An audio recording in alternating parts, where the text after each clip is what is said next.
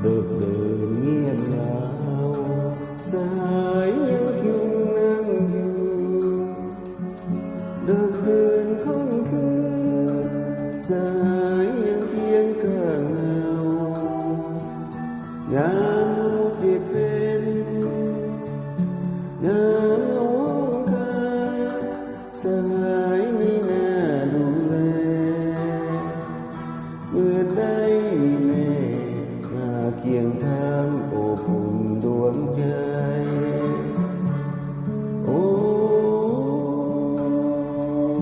เพชรปฏิวัติโอ้เพชรประชาชนทุกคนบ่ลืมบุญคุณ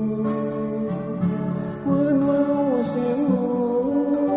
นิ่มนวลเหมือนดังเสียงเพลง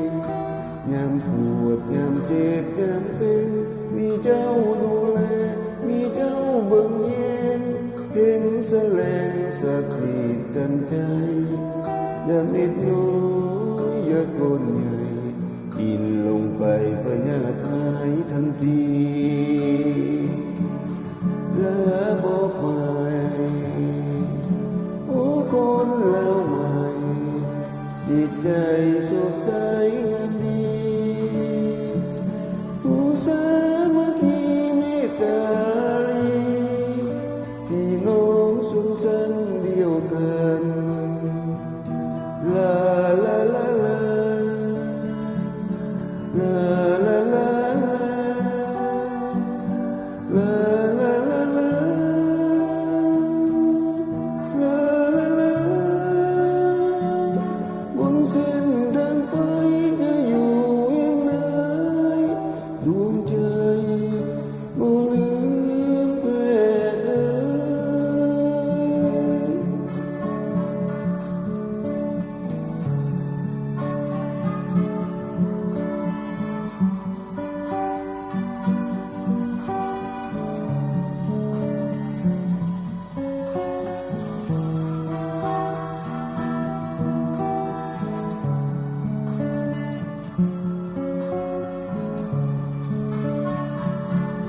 โอ้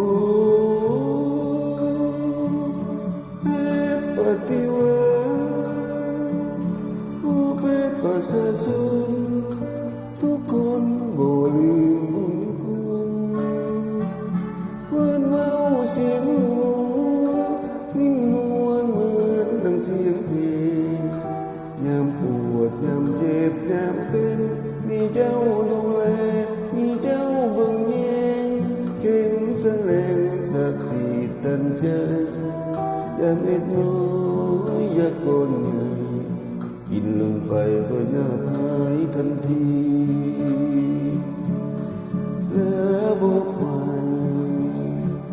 โอ้คนแล้วใหม่จิตใจสดใสงามดีผู้สามัคคีเมตตาลีพี่น้องสงสารเดียวกันลาลาลาลาลาลาลา